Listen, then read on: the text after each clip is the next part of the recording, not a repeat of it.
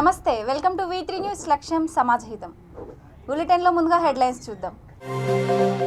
BJP black mail రాజకీయాలకు భయపడం, భారతీయ జనతా పార్టీపై మండిపడ్డ మంత్రి హరీష్ రావు.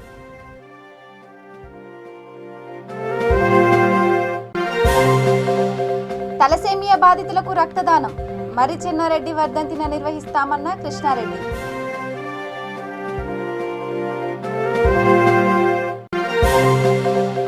హయత్ నగర్లో టేస్టీ ఫుడ్ కోర్ట్ ప్రారంభం, నాణ్యమైన ఆహారం అందించడమే లక్ష్యమన్న మేనేజ్మెంట్.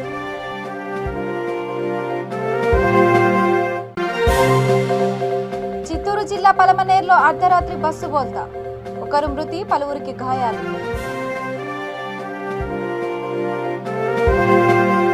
ఇక డీటెయిల్స్ చూస్తే, బీజేపీ బ్లాక్ మెయిల్ రాజకీయాలకు భయపడమని, ఎన్నికలు వస్తే చాలు ఈడీలు ఐటీలు దాడులు చేస్తారని మంత్రి హరీష్ రావు అన్నారు. బీజేపీ పెట్టిన పార్టీలు, వారు ప్రయోగించిన బాణాలు ఇక్కడ ఏవి పనిచేయవని విమర్శించారు. మీ కుట్రలు ఉత్తరప్రదేశ్, బీహార్లో నడుస్తాయేమో కానీ తెలంగాణ గడ్డ మీద నడవవని మంత్రి మండిపడ్డారు. బీజేపీ పాదయాత్రలన్నీ వెలవెలబోతున్నాయని, ప్రజలు తక్కువ మాటలు ఎక్కువ విమర్శలు గుప్పించారు. బీజేపీ ఎన్ని కుట్రలు చేసినా, ఎన్ని వేధింపులు చేసినా ప్రజల కోసం నిలబడతాం, తల వంచమని, రాష్ట్ర ప్రజల శ్రేయస్సు కోసం గట్టిగా పోరాడతామని హరీష్ రావు అన్నారు. వెనకకు తిరిగిపోయే జనం అంత మంది కూడా ఉంటారు వాళ్ళ దగ్గర. ఆ పాదయాత్రలన్నీ వెలవెలబోతున్నాయి. మాటలు ఎక్కువ, ప్రజలు తక్కువ, డైలాగులు ఎక్కువ, జనం తక్కువ. కానీ వాళ్ళు ఎంతసేపు ప్రెస్ ముంగట్నో ఇంకోటో బ్లాక్ మెయిల్ రాజకీయాలకు ఇలా పాల్పడేటువంటి ప్రయత్నం చేస్తా ఉన్నారు. ఇవాళ బీజేపీ సంగతి అందరికీ తెలుసు. ఎలక్షన్లు వస్తున్నాయంటే ఈడీలు ఐటీలు ఈ రైడింగ్లు అందరికి కూడా అర్థమైపోయినాయి. ఏదేం కొత్తనా ఈ భారతదేశంలో? ఏ రాష్ట్రంలో ఎన్నికలు వస్తే అక్కడ పోయి ఈ రైడ్లు చేసుడు, బుర్ర జల్లే ప్రయత్నం చేసుడు, డిమోరలైజ్ చేసే ప్రయత్నం చేసుడు, కొన్ని బాణాలు కూడా ఇడిచిపెడతారు. బీజేపీ ఇడిచిపెట్టిన బాణాలు ఉంటాయి, బీజేపీ పెట్టించే పార్టీలు ఉంటాయి. ఇవన్నీ కూడా ఏమేం చేస్తుంది బీజేపీ అనేటువంటిది తెలంగాణ ప్రజలకు చాలా అవగతమైంది. మీరు ఎక్కడన్నా ఉత్తరప్రదేశ్లో, బీహార్లలో మీ మీ బాణాలు, మీ పార్టీలు, మీ కుట్రలు, మీ ఈడీలు ఐటీలు నడిచినేమో గానీ ఇది ఉద్యమాల గడ్డ ఈ తెలంగాణ. ఈ తెలంగాణలో అటువంటివి జరగవు. మాకు ఇవేం కొత్త కావు. ఆనాడు సమైక్య రాష్ట్రంలో ఆంధ్ర పాలకులు చాలా కేసులు పెట్టిండ్రు, చాలా సార్లు అరెస్ట్ చేసిండ్రు, ఎన్నో అణచివేతలు మా మీద పెట్టినా తెలంగాణ కోసం నిక్కచ్చిగా నిలబడి కేసీఆర్ నాయకత్వంలో తెలంగాణ సాధించడం. ఇవాళ బీజేపీ కూడా మీరు ఎన్ని కుట్రలు చేసినా, ఎన్ని కేసులు పెట్టినా, ఎన్ని రకాలుగా మమ్మల్ని వేధించినా కూడా ప్రజల పక్షాన నిలబడతాం, తెలంగాణ అభివృద్ధి కోసం నిలబడతాం, తెలంగాణ ప్రాంత ప్రజల శ్రేయస్సు కోసం నిలబడతాం తప్ప మీకెక్కడ కూడా తల వంచే తెలంగాణ కాదు. ఇది ఖచ్చితంగా గట్టిగా పోరాడతాం, ప్రజల పక్షాన్ని నిలబడతాం, ఈ రాష్ట్రం కోసం. తలసేమియా వ్యాధిన పడిన వారికి రక్తదానం చేయడం తమ తాత మర్రి చెన్నారెడ్డి వర్ధంతిన ఆనవాయితీగా నిర్వహిస్తున్నామని మాజీ ముఖ్యమంత్రి డాక్టర్ మర్రి చెన్నారెడ్డి మనవడు కృష్ణారెడ్డి అన్నారు. ప్రతి సంవత్సరం ఆయన వర్ధంతిన ఈ కార్యక్రమం నిర్వహిస్తున్నట్లు కృష్ణారెడ్డి తెలిపారు. ఈ సందర్భంగా చెన్నారెడ్డి 26వ వర్ధంతి సందర్భంగా ఇందిరా పార్క్ వద్ద వారి తాత సమాధికి పూలమాలలను సమర్పించారు. అనంతరం వారు మాట్లాడుతూ, రాష్ట్రంలో తలసేమియా బాధితులు ఎక్కువగా ఉండటం చేత వారికి రక్తదానం అవసరమని, ఇలాంటి కార్యక్రమాలు చేయడం ఎంతో సంతోషంగా ఉందన్నారు.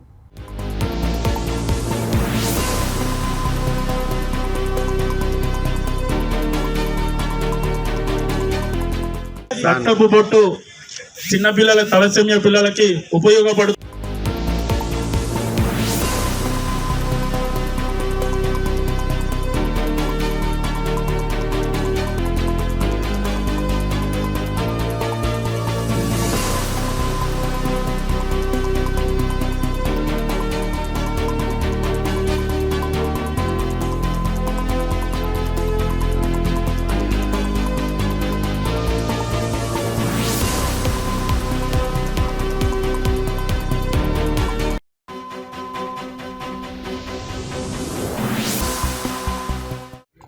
సో అందరికీ నమస్తే అండి.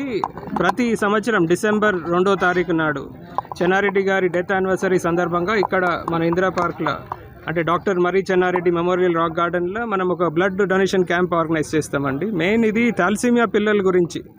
అంటే థాలసీమియా పిల్లలు అంటే వాళ్ళకి ఎవ్రీ 2-3 వీక్స్కి ఆ బ్లడ్ అవసరం ఉంటుంది. సో వాళ్ళని సపోర్ట్ చేయడానికి ఈ కార్యక్రమం చేస్తాము. అంటే ఎన్నో బ్లడ్ బ్యాంక్స్తో కోఆర్డినేట్ చేస్తాము. థాలసీమియా సికిల్ సొసైటీ ఉండొచ్చు, ఆరోహి బ్లడ్ బ్యాంక్ ఉండొచ్చు, రెడ్ క్రాస్తోని. అండ్ దీనికి మెయిన్ అంటే యూత్ చాలామంది వచ్చి అంటే దాన్ని సపోర్ట్ చేస్తారు. మన ఏవీ కాలేజ్ యూత్ ఉండొచ్చు, సిటీ సెంట్రల్ నుంచి అండ్ వేరే వాలంటీర్స్ అందరూ రెగ్యులర్గా, ఇప్పుడు చాలామంది అయితే రెగ్యులర్ డోనర్స్ కూడా తయారైనారు. అండ్ మా ఫ్యామిలీ కూడా, నేను, మా వైఫ్, మా డాటర్, వాళ్ళందరూ కూడా రెగ్యులర్ డోనర్స్ ఇక్కడ. అండ్ యాక్చువల్లీ ఇప్పుడు నా దగ్గర ఉన్న ఈయన పేరు దుర్గా మహేంద్ర. ఈ అబ్బాయికి యాక్చువల్లీ థాలసీమియా ఉంది. సో థాలసీమియా డిసార్డర్, అది థాలసీమియా ఒక జెనెటిక్ డిసార్డరు. దాన్ని బేసిక్లీ మన అంటే ఒక టెస్టింగ్ ఉంటుంది.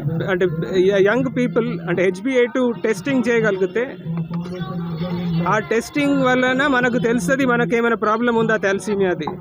ఇద్దరు థాలసీమియా మైనర్ ఇద్దరు పేరెంట్స్ ఉంటే రిస్క్ పిల్లలకి, అంటే పిల్లలకి థాలసీమియా మేజర్ ఆ ప్రాబ్లం వచ్చే రిస్క్ ఉంది. సో అది కూడా మనం టెస్టింగ్ గురించి కూడా ఒకసారి సీరియస్గా ఆలోచించాలి, చూసుకుంటే చేయించుకుంటే రిస్క్ తగ్గుతుంది.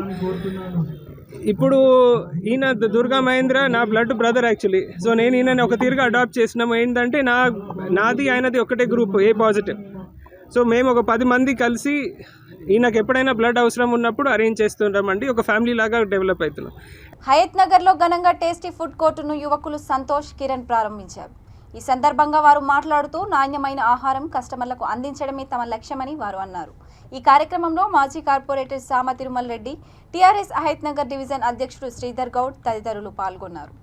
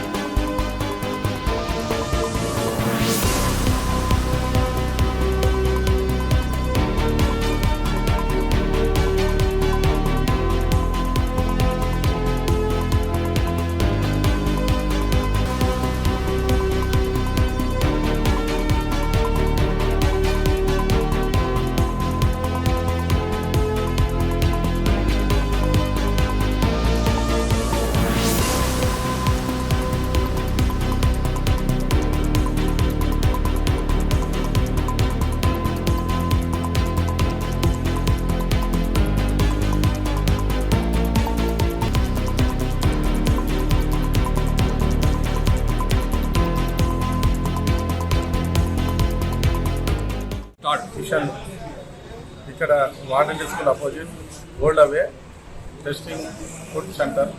పిల్లలు ఇద్దరు ఇంజనీరింగ్ చదివినారు, వాళ్ళకు జీవనోపాధి లేదని దీని మీద ఆల్రెడీ చేద్దామని చెప్పి వాళ్ళు నిర్ణయం తీసుకొని ఇది చేయడం జరిగింది. ఇక్కడ మన మంచి సెంటర్ అని చెప్పి ఆలోచించి చేస్తున్నారు. ఇక్కడ వచ్చిన పెద్దలు మాజీ కార్పొరేటర్ తిరుమరెడ్డి అన్న మరియు సాగర్ భాస్కర్ అన్న, ఇక్కడ మళ్ళీ శ్రీధర్ అన్న, వచ్చిన ముఖ్య అతిథులకు మా ఫోటో తరఫున ధన్యవాదాలు. వాళ్ళకు ఇప్పుడు ఈ పిల్లలు ఎంతో కష్టపడి దీనికి ఎంతో ఇన్వెస్ట్మెంట్ పెట్టి ఇంత ఖర్చు పెట్టి చేస్తున్నారు. ఇది వాళ్ళకు మంచిగా నడవాలి, మంచిగా చేయాలని అందరి ఆశీస్సులు ఉండాలని కోరుతున్నాను. ఇక్కడ హైదరాబాద్లో టెస్టింగ్ ఫుడ్ ఇక్కడ లేదు. ఇప్పుడు మనకు ఏది అంటే బాకీలాద అవకాశమే ఉన్నది కాబట్టి ఈ ఏరియాలో కూడా ఉండాలి. ఇక్కడ ఎవరు కూడా దూరం పోవద్దు, అతి దగ్గరలో డోర్ డెలివరీ కూడా చేస్తామని, అన్ని విధాల వాళ్ళకు అందుబాటులో ఉంటాము, అన్ని సౌకర్యాలు చేస్తామని ఈ సెంటర్ని ఎన్నుకున్నాము. నా పేరు కిరణ్ కుమార్.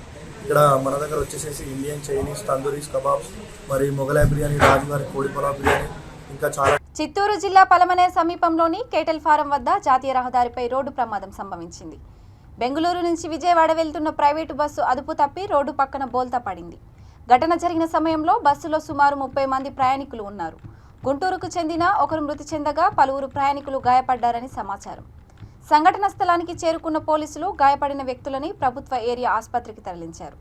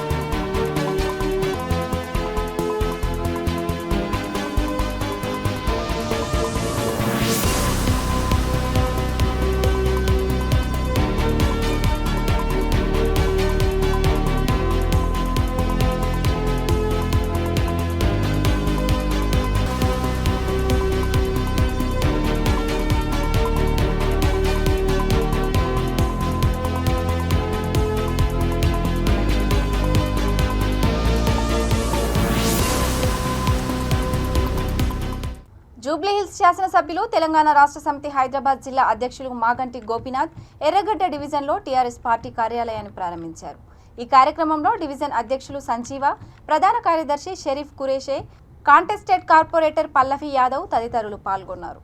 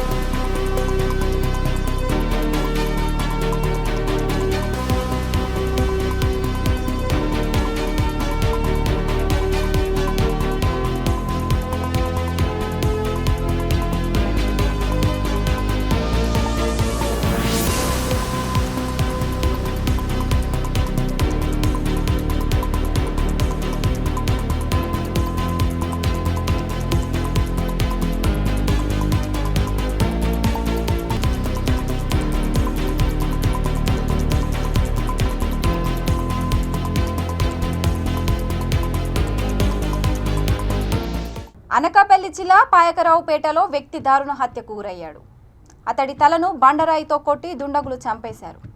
మృతుడు స్థానిక అంబేద్కర్ కాలనీకి చెందిన చిరుకూరి చిన్న అప్పారావుగా గుర్తించారు. పాయకరావుపేట పోలీసులు కేసు నమోదు చేసుకుని దర్యాప్తు చేస్తున్నారు.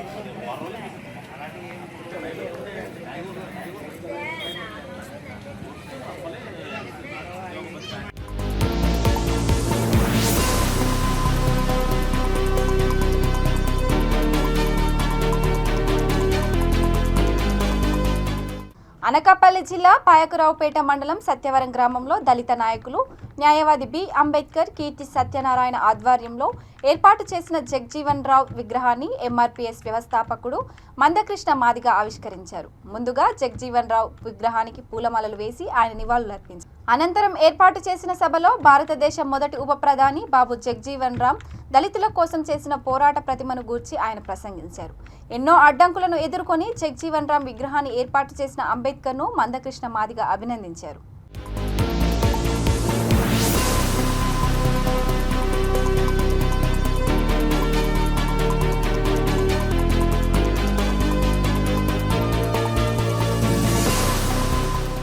రాష్ట్రం అతలాకుతలమైపోయింది. విజయవాడ నగరం మాత్రం మొత్తం తగలబడ్డది. విజయవాడ నగరం మొత్తం తగలబడ్డది. అది తగలబడితేనే ఉన్నది, కర్ఫ్యూ ఉండనే ఉన్నది. ఆ తగలబడుతున్న క్రమంలో మంటలు ఇంకా ఆర్పోలేదు. ఆర్పడానికి ఎంత ప్రయత్నం చేసినా కూడా ఆ మంటల్లో ఇంకా చెలరేగుతూనే ఉన్నాయి. అట్లాంటి సిచ్యువేషన్ ఉన్నప్పుడు ఒక రిపోర్ట్ తయారు చేయడం కోసం నేను వరంగల్ నుంచి ఒక 7-8 మంది బయలుదేరి అక్కడికి వచ్చాను. 7-8 మంది బయలుదేరి అక్కడికి వచ్చాను. ఇంకా కర్ఫ్యూ ఉన్నది, మంటలు చెలరేగుతూనే ఉన్నాయి. ఆర్పడానికి ఎంత ప్రయత్నం చేసినా నవరంగ థియేటర్ తగలబడుతుంది, మొత్తం వ్యవస్థ అంతా తగలబడుతుంది.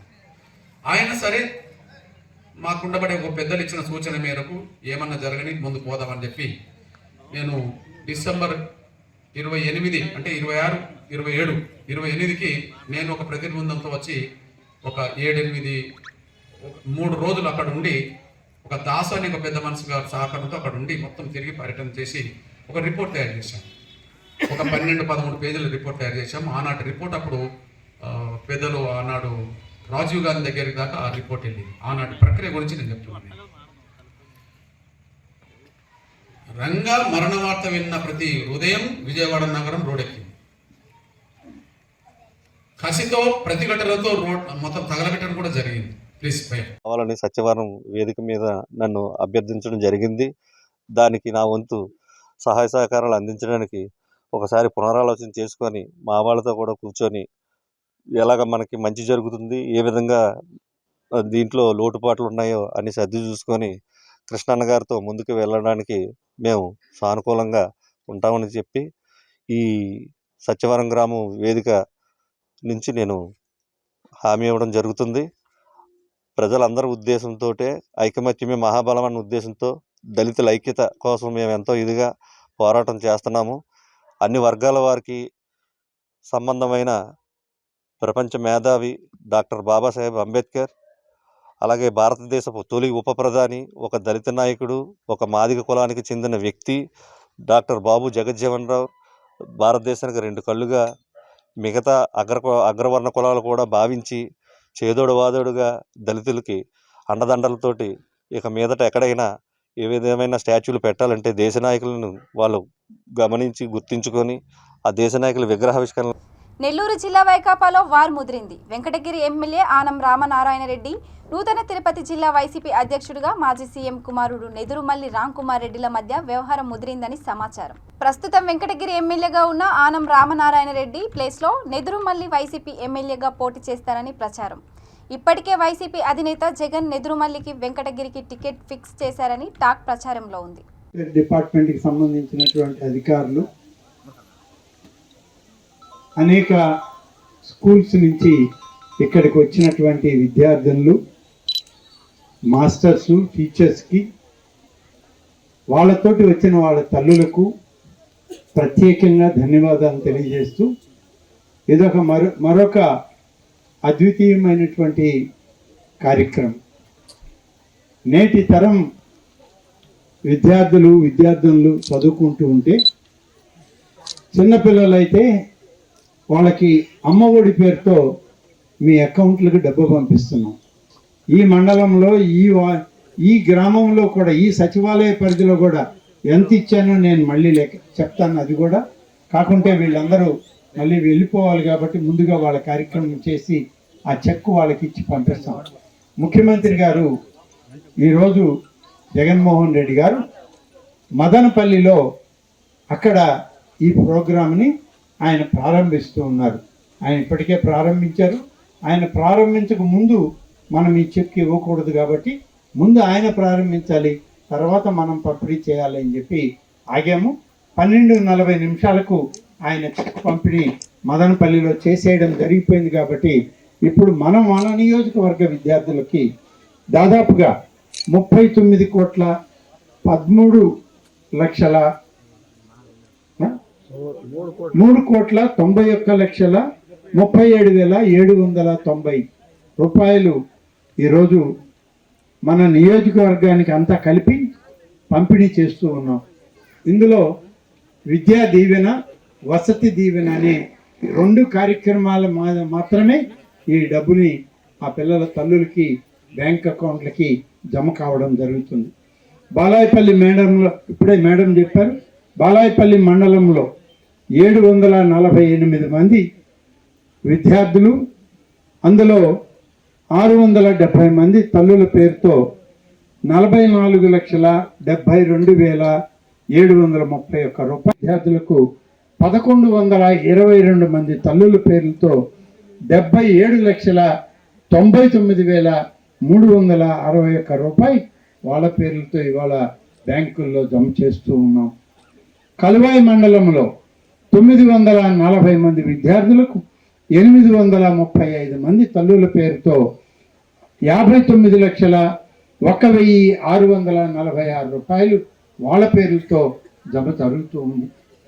రాపూరు మండలంలో 1038 మంది విద్యార్థుల పేరుతో 949 మంది తల్లుల అకౌంట్లకి ఈరోజు 56,17,980 రూపాయలు ఈరోజు వాళ్ళకి పంపిణీ చేయడం. సైదాపురం మండలం సంబంధించి 956 మంది విద్యార్థులకు 864 మంది తల్లుల పేర్లతో 61,09,796 రూపాయలు వాళ్ళ పేర్లతో బ్యాంకుల అకౌంట్లకి జమ చేసింది ఇవాల్టి మన ప్రభుత్వం. మదనపల్లి నుంచి ఈ కార్యక్రమాన్ని ప్రారంభించి మన ముఖ్యమంత్రి శ్రీ వైఎస్ జగన్మోహన్ రెడ్డి గారు మన నియోజకవర్గానికి సంబంధించినంత వరకు 6,539 మంది విద్యార్థులకు 5,875 మంది తల్లుల పేర్లతో 3,91,37,790 రూపాయలు. ఇది ఈ విడతకి మాత్రమే 4వ విడత. ఈ సంవత్సరంలో 4వ విడత కార్యక్రమం ఇది. 3 విడతలు ముందుగా ఇవ్వడం జరిగింది. ఇది 4వ విడత.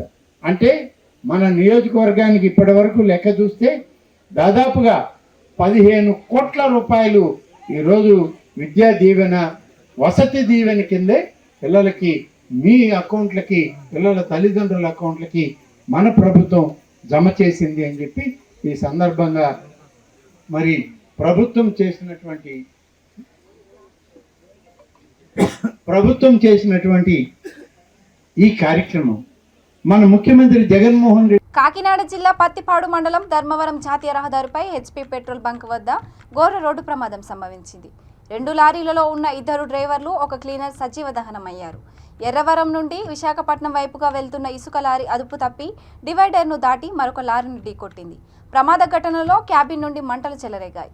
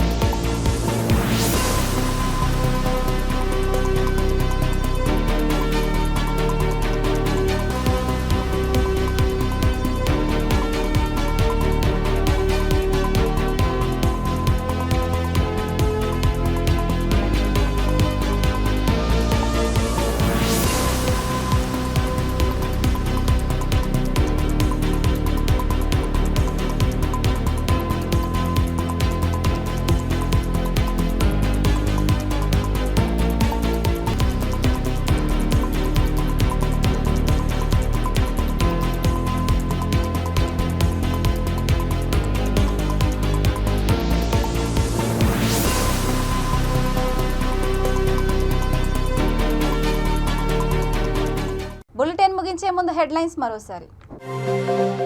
బీజేపీ బ్లాక్మెయిల్ రాజకీయాలకు భయపడం, భారతీయ జనతా పార్టీపై మండిపడ్డ మంత్రి హరీష్ రావు.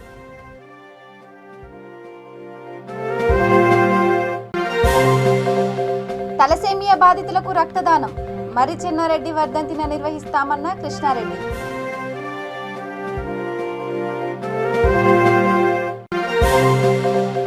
హయత్ నగర్ లో టేస్టీ ఫుడ్ కోర్ట్ ప్రారంభం. నాణ్యమైన ఆహారం అందించడమే లక్ష్యమన్న మేనేజ్మెంట్.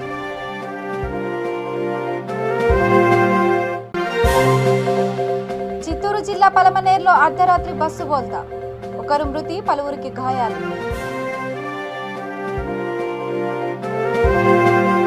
ఇక ఇవి bulletin updates. Keep watching V3 news. లక్ష్యం సమాజహితం.